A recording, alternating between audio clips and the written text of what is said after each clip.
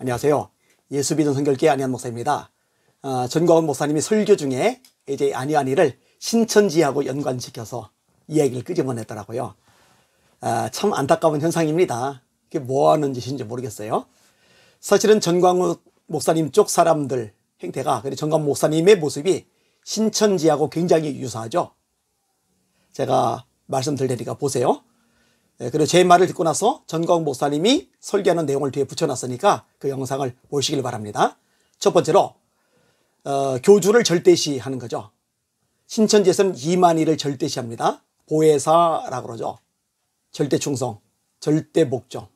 이만희의 말에 토를 달면 안 됩니다. 근데 전광훈 목사님 쪽이 그래요. 전광훈 목사님에게 토를 달면 안 돼요. 선지자래요. 선지자의 말을 들으래요. 이 어처구니 없는 일이 발생을 하고 있는 거죠.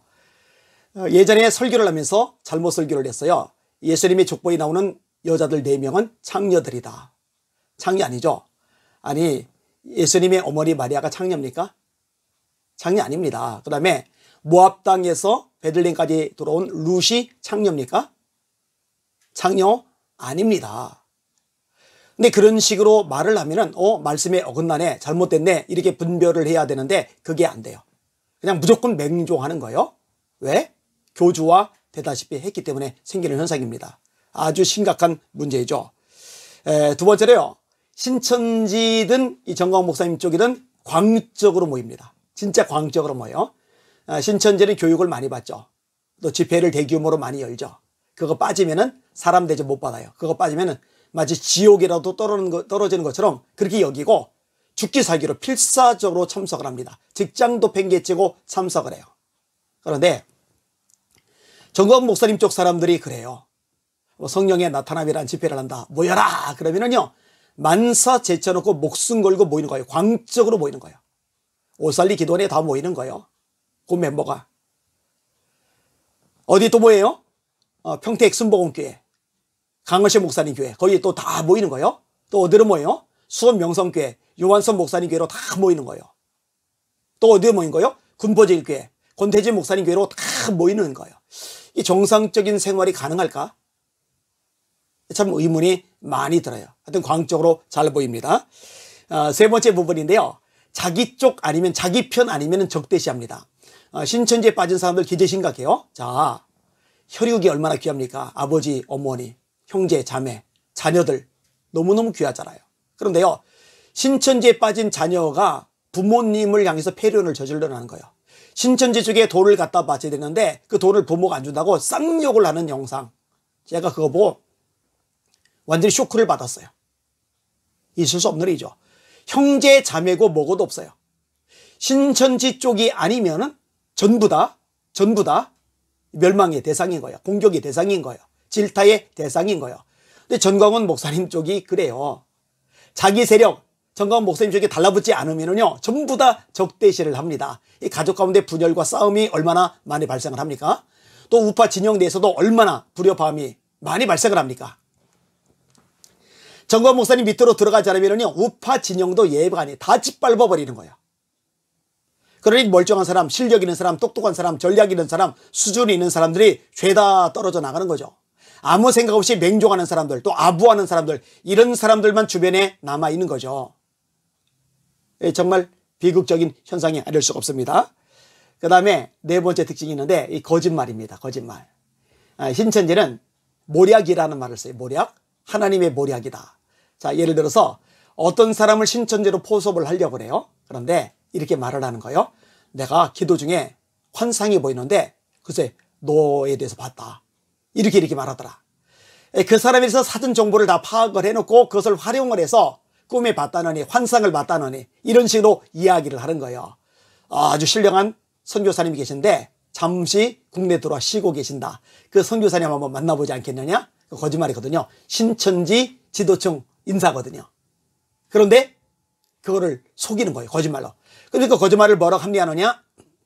모략이라고 하는 거예요. 근데 여러분, 전광훈 목사님 쪽 사람들이 거짓말을 진짜 잘합니다. 제가 직접 겪어서 너무 확실히 알아요. 저보고 포르노 사이트 운영을 했대요. 그만했거든요. 그래놓고 아니래요. 음란 블로그라고 했대요. 음란 블로그도 마찬가지죠. 미디어몹이라는 사이트는, 이 블로그 사이트는요, 청소년들도 다 들어갈 수 있는 곳입니다.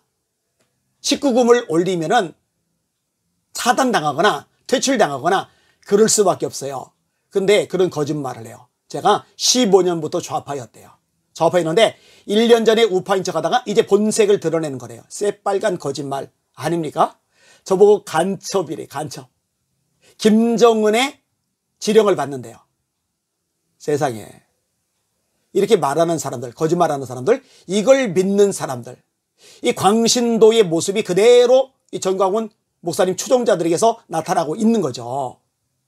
이 비극이죠. 그러니 그냥 놔둘 수가 없는 거예요. 내버려 둘 수가 없는 겁니다. 두려워하는 자들과 믿지 않는 자들과 흉악한 자들과 살인자들과 음행자들과 술객들과 우상숭배자들과 거짓말을 지어내는 모든 자마다 불과 유황으로 타는 못에 참여하리니 이것이고 둘째 사망이라. 네, 거짓말 심판받아요. 지옥 가요. 그런데 거짓말을 이렇게 버젓이 해요. 조나단 목사님이 내부 공개자회에서 운운했잖아요. 이 아니가 곧 쫓겨난다고. 교회 전체 교인들이 들고 일어났다고. 자질이 없다고 생각한다고. 우리 교회 와보세요. 그런 분위기인지. 얼마나 뜨겁고 얼마나 은혜롭고 얼마나 결집력이 단단한데요. 여기서 새빨간 거짓말을 하고 그럽니까? 그래놓고 자기가 제보를 받았다고 해요. 그리고 나중에는요, 자기가 제보를 받은 게 아니라 다른 사람이 제보를 받았는데 그거를 본인이 공개하는 거라고. 그러면서 전략이라고. 전략이 아니죠. 거짓말이죠. 거짓말을 뻐젓이 하면서 그걸 전략이라고 그래요. 거짓말을 뻐젓이 하면서 모략이라고 그래요. 거짓말을 모략이란다. 거짓말을 전략이라고 한다. 얼마나 비슷합니까? 비극이죠. 이미 그렇게 잘못된 방향으로 진입해 들어가고 있어요. 그래서 지금 주로 교단에서 이단 쪽으로 정지하기 위해서 이번 총회 때 움직여가고 있어요. 제가 최근에 받은 통화만 해도 여러분입니다. 아까도 왔어요. 아까도 한 교단에 이단 사이비 대책위원장이었던 분이, 작년까지 위원장이었던 분이 저한테 전화하신 거예요. 그리고 새로 지금 올해 어느 분이 위원장이 되셨다라고 하면서 이거 바로 잡아 나가야 됩니다. 바로 잡자면 한국의 전체가 덤텅이를 써요. 한국의 전체가 몰락하고 추락하게 됩니다. 그래서 사명감 가지고 제가 뛰어들고 목숨을 걸고 싸우는 거예요. 온갖 공격, 불이익 당해가면서 외롭게 고군분투하는 겁니다. 근데 하나님이 도우십니다. 진리가 승리합니다. 반드시 진리가 승리합니다. 그래서 두렵지 않고 당당합니다. 그리고 마음속이 이렇게 쭈그러들거나 뭐 이렇게 주눅이 들거나 그런 거 없이 확신이 있습니다. 여러분 두고 보세요. 지켜보세요. 앞으로 어떤 결과가 나오는지 말입니다. 주님의 말씀에만 섭시다. 하나님만 두려웁시다. 주님의 영광 이름에서 다름질하는 저 여러분들 되기를 주의 이름으로 축복합니다. 할렐루야.